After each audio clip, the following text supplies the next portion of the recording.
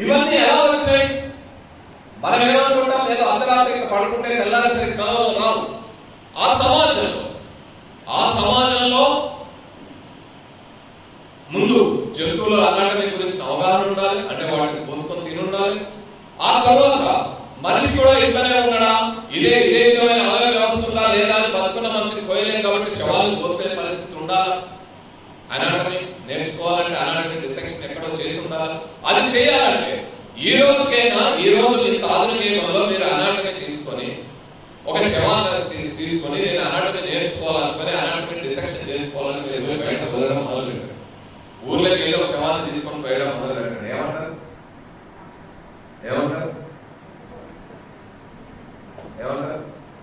ఈడేదో శుద్రమాంత్రికుడు శాతపడులు చేస్తాడు, అందుకే శవాలు పూజలు చేస్తాడా అని దాడి చేస్తారు. ఏమంటే కొడతారు. ఎంతమంది సజీవ దానాలు చేసి నిజంగా చేస్తున్నాను, గొడ్డలతో నలుపుతున్నాను. ఈ కాలంలో ఏంటంటే 3000 ఏళ్ల క్రితము 2500 ఏళ్ల క్రితము అలా శవాన్ని కోసి పరిశీలించి మందులు ఇచ్చారంటే అలాంటి వాళ్ళ మీద ఎన్ని దాడులు జరుగుతాయి. అర్ధరాత్రి రహస్యంగా సీక్రెట్ గా చదువుకొని ఆ శవాన్ని చూసి ఆ విధంగా అర్థం చేసుకునే సత్యని కాక వచ్చింది. అంటే ఎంతో మంది మనకంటే ముందు తరాల వాళ్ళు తమ ప్రాణాలు అర్పిస్తేనే ఈ రోజు మీ దగ్గరికి మెడికల్ విజ్ఞానం, మెడికల్ సైన్స్ మీ చేతిలోకి వచ్చి చేరు. అలాంటి వాళ్ళ త్యాగాల ఫలితం కాదు. అందుకే అలాంటి వాళ్ళు ఏమన్నారు, మేము చెప్పినట్టు కాకుండా కాల సిద్ధాంతం ప్రకారం మీకు రోగం వస్తే పూర్వజన్మ పాపం అని చెప్పి 10 వాక్యాలు రోగాలు ఇస్తే తగ్గుతాను, వీళ్ళు మందులు ఇస్తే నా రోగం తగ్గుతాను కదా ఈ వైద్యులు అంటే మందులు ఇస్తే తగ్గుతున్నాను అంటే మన ఆ కర్మకి వ్యతిరేకంగా ఉంది కాబట్టి వీళ్ళు శుద్రమాంత్రికులు. వైద్యులు ఏమన్నారు? వైద్యుల చేత అన్నం తినకూడదు, అది తింటే శివుని ఎదురుతో సమానం అన్నారు. వైద్యుల్ని చాలా కించపరిచి అవమానించే స్థాయి నుంచి ఈ రోజు మేము వైద్యులం అని చెప్పుకునే స్థాయికి మనం ఎదగడానికి కారణం అలాంటి వాళ్ళు అనేక మంది త్యాగాలు చేసి మనల్ని ఇక్కడ తీసుకొచ్చారు. మొత్తం అవన్నీ వాటన్నింటినీ సుశ్రుతులు చరిత్ర ఎందుకంటే చాలా మంది అలాంటి వాళ్ళు, కానీ వాళ్ళిద్దరు దాన్ని మొత్తం అక్షరీకరించారు. వాళ్ళు దాన్ని పుస్తకాల రూపంలో మనం ముందుకు తీసుకొచ్చారు. ఈ రోజు అక్కలే చేసిన కృషి మీరు కనుక చూస్తే ఆయన్ని వైద్య రత్నాకర ప్రాణాచార్య అంటారు, ప్రాణాలు నిలబెట్టిన వాడు అంటారు.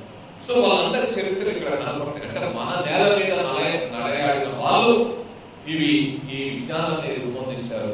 మనం వాళ్ళ భుజాల మీద ఎక్కి ఈ రోజు చదువుకుంటాం, వాళ్ళ మెదడులలో దూరి ఆ చదువు నేర్చుకుంటాం. కాబట్టి మనము ఈ రోజు చేసే పని మన భావి తరాలకి, మన భవిష్యత్ తరాలకి, ఫ్యూచర్ జనరేషన్స్ కూడా ఉపయోగపడాలి. అది ఉపయోగపడాలంటే నువ్వు నేర్చుకునే సైన్స్ లో you how to be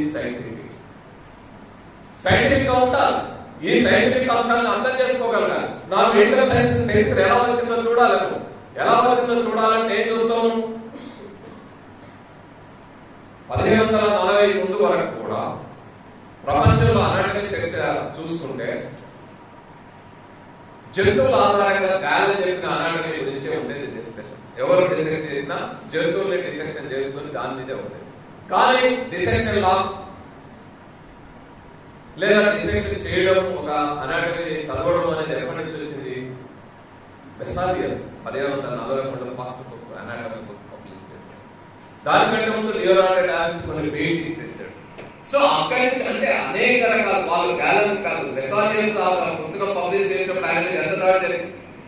so అన్ని దేశాల్లో, అన్ని సమాజాల్లో ఈ అనాటమీని పెంపొందించుకొని అర్థం చేసుకొని దాని ఆధారంగా ఈ మందులు తయారు చేసుకొని చికిత్సా విధానాలు రూపొందించుకోవడం అనేది మొత్తం అనేక సమాజాల్లో అనేక మంది చేశారు.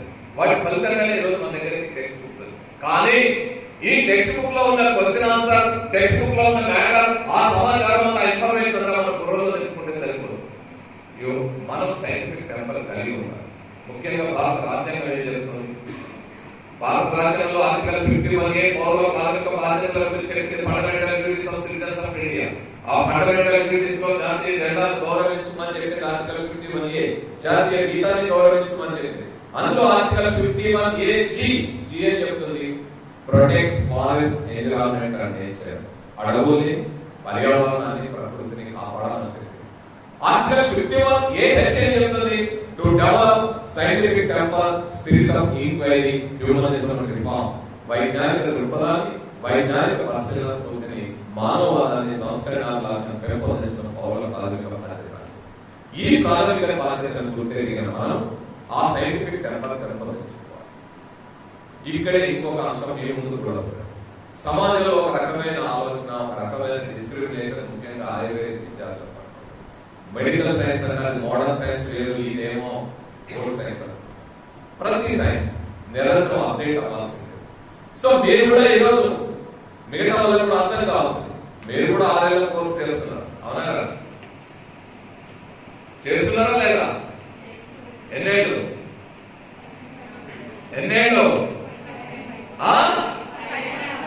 ఎంత? 6 years. సో 5.5-6 years కోర్స్ అవుతాం. అలాంటి ఉందా లేదా? ఉందా లేదా? మనం కూడా టెంపరేచర్ చూడాలంటే థర్మోమీటర్ వాడటమో వాడమా, బీట్ ఆపరేటర్స్ వాడటమో వాడమా, స్ట్రెంత్ వాడటమో వాడమా, ఇవన్నీ సైన్స్ అందించిన అంశాలే కదా. కాబట్టి సైన్స్ కి ఇది ఆయుర్వేదం, ఇది అలోపతి, ఇది ఇంకోటి అని ఉండదు. కాకపోతే నువ్వు ఏ రంగంలో ఉన్నా, నువ్వు మోడర్నైజ్ అయినావా కాలేదా, నువ్వు అప్డేట్ అయినావా కాలేదా, మానవ జ్ఞానం, మానవుల యొక్క విజ్ఞానం, సైన్స్ ఏదైతే ఉంటుందో, నేను 1000 ఏళ్ల క్రితం అబ్దులయ్య దగ్గర ఆదుకోమను, 2,500 ఏళ్ల క్రితం జీవకుడి దగ్గర ఆదుకోమను, 2,800 ఏళ్ల క్రితం సుశ్రుతుల దగ్గర ఆదుకోమని చెప్పారు. సుశ్రుతులు సర్జరీ చేసిన, ఆ తర్వాత జీవకుడు సర్జరీ చేసిన, జీవకుడు బ్రెయిన్ సర్జరీ చేసిన, అప్పట్లో ఉన్నది మీకు క్లోరోఫామ్ ఇవ్వడానికి లేదు, అప్పటికి లేదు. అప్పుడు ఏం చేసేవాళ్ళు? సారాయి తాపించేవాళ్ళు. బుద్ధుడి దగ్గర పోయి ఆయన కాంప్లైంట్ చేస్తారు, జీవకుడు సర్జరీ చేసిన ముందు సారాయి. ఈ బుద్ధ మీరేమో ఇదంతా చెప్పారు, మాతోటేమో ప్రమాణాలు చేయించారు, నేను మద్యము ముట్టుకోనని. మరి ఆ జీవకుడు పక్కన కూడా ఆయన వచ్చి సారాయి తాగుతున్నాడు అంటే, అది ఆపకపోతే సర్జరీ చేయలేను నేను, కోసుకుంటే ఎక్కడ భరిస్తాడు, కాబట్టి అది కావాల్సిందే. సో వైద్యం కోసం దాన్ని చేయవచ్చు. సో అట్లాంటి ఈ రోజు ఆ సారాయి తాపి మనం చేయలేము కదా. కాబట్టి అక్కడి నుంచి అప్డేట్ అవుతూ వస్తాం. సైన్స్ అనేది నిత్య నూతనంగా వికసిస్తూ ఉండాలి, నిరంతరం అప్డేట్ అవుతూ ఉండాలి, నిరంతరం సాధనపరచబడుతుంది. సో మీరు కూడా మీరు నేర్చుకున్న సైన్సే కాదు, నిరంతరం మీ జీవితంలో నిరంతరం అప్డేట్ అవుతున్నారు. అదే సందర్భంలో మీ టెక్స్ట్ బుక్స్ మాత్రమే పరిమితం అవ్వకుండా, సైన్స్ అంటే కేవలం టెక్స్ట్ బుక్ లోనే లేదు, మన చుట్టూ ఉండే ప్రకృతిలో, మన చుట్టూ ఉండే ప్రతి అంశంలో సైన్స్ ఉంటుంది. కాబట్టి ఆ సైన్స్ అర్థం చేసుకుని మనం ఉన్నతంగా ఎదగాల్సిన అవసరం. అది ఎదగాలంటే మనం సైంటిఫిక్ టెంపర్ కలిగి ఉండాలి. సైంటిఫిక్ టెంపర్ అంటే ఎంతమంది చెప్తే పప్పు తింటే పడుతుందా పడుతుందా, జామకాయలు తింటే జలం చేస్తుందా, జామకాయలు ఏ పదార్థాలు ఉంటాయి, అవి నాకు ఎంత ఉపయోగపడతాయి, ఇవన్నీ కూడా మనం అర్థం చేసుకోవాలి. లేకపోతే శ్రీశ్రీ కొంతమంది కుర్రవాళ్ళు, పుట్టుకతో బుద్ధులు, తాతగారి పామగారి పామాలకి దాసులు, నేటి నిజం చూడలేని కీటక సన్యాసులు, మొద్దురాని చిప్పలు నోతులని కప్పలు. అలా నేటి నిజం చూడలేని కీటక సన్యాసులాగా, మొద్దురాని చిప్పల్లాగా, నోతులని కప్పల్లాగా మనల్ని తయారు చేయాలని సమాజంలో చాలా శక్తులు ఎదురు చూస్తున్నాయి.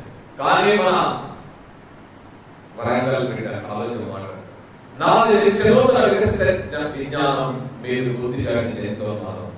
ఆ నిత్యనూతన వికసిత విజ్ఞానవంతులుగా మనం నిరంతరం అప్డేట్ అవుతూ ఉండాలి, ఆచారపరచబడి ఉండాలి. అంతేగాని బుద్ధి జాగ్రత్త ఉన్మాదులుగా మారకూడదు. ఆ విధంగా మారే పరిస్థితి వస్తే మనం పీరుకోలం అయితే దయ్యాలు, భూతాలు, మానవతులు, శాస్త్రులు కాదు. పసుపు కుంకుమ ఇక్కడ కుంకుమ తెచ్చి కాలం ముందు వేస్తే కూడా గడగడ మనిషి మొదలైన రోగాలు మాత్రం. సో మన పిరికితనం అక్కడ దాకా తీసుకెళ్తారు. మీ అందరికి కూడా వస్తాయి, అది చెప్తుంది కానీ మానవతులు, శాస్త్రాలు ఉంటాయా, ఉండవా, మంత్రాలు ఉంటాయి కదా, లేకపోతే అని ఇంత చదివి నాకు ఇంత మెడికల్ సైన్స్ చదివి కూడా ఇంటికి ఎవరో మాత్రం చేసి సెలబ్రేట్ చేస్తున్నారు అనుకున్నాడు. ఉంటాయా? నేను కొన్ని వేల గ్రామాలకు ఇలా క్లాసులు చెప్పిన, ఉపన్యాసాలు ఇచ్చిన, ప్రదర్శనలు చెప్పిన, ట్రైనింగ్లు ఇచ్చిన, ప్రతి చోట నేను ఒక ఛాలెంజ్. ఎవరైనా సరే బాణమతి చేతబడి మంత్రతంత్రాలు ఉండే వాళ్ళు ఎవరైనా సరే నా మీద చేయండి ఛాలెంజ్. ఎవరు చేసిన డైరెక్టెడ్ బాడీ ఆఫ్ హోమియోపతితో హార్ట్ ఫెయిల్యూర్ అయి మన ఐసీయూలో ఉన్నప్పుడు కూడా ఇదే ఛాలెంజ్ చేస్తాం. ఎవరు చేసిన మంత్రాన్ని చింతకాయలు కాదని అంటున్నారు. కాబట్టి మిత్రమా, అలాంటి వాటిని కాకుండా మీరు వాడే పదార్థాలు, మీరు ఇచ్చే మందులు, ఇవన్నీ కూడా భౌతికమైన పదార్థాలు రూపొందించబడింది.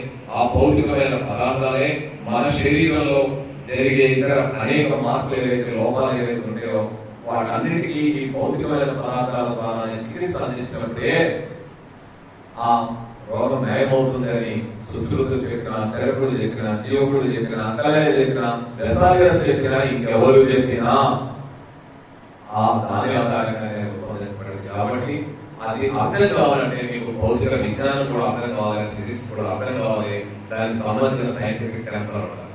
అందుకే మీరు అందరూ ఇక్కడ ఉంటేనే సరిపోదు. ఇప్పుడు రేపొద్దున ప్రభుత్వం మీకు ఇంకొక అవకాశం కూడా ఇవ్వబోతాం. అదేంటంటే మీరు ఈ కాలేజీ నుంచి బయటకు వచ్చినాక మీరు ఇక్కడ ఉద్యోగం చేయడానికి పోయినా లేదా మీరు సొంతంగా క్లినిక్స్ పెట్టుకున్నా యాసే ఆయుర్వేదిక్ డాక్టర్స్ మీకు ఇతర మిగతా మెడికల్ సైన్స్ ఏదైతే దానికి సంబంధించిన అంశాల్లో కూడా మీరు చికిత్స చేయవచ్చు. ఆ మందులు కూడా వాడవచ్చు, ఇంజక్షన్లు సిరింజీలు కూడా ఇవ్వచ్చు అనే అవకాశం మీకు ఇవ్వబోతాం. ఆ అవకాశం ఇచ్చేటప్పుడు మీరు వాటి గురించి కూడా లోతైన అధ్యయనం చేయాల్సి ఉంటుంది.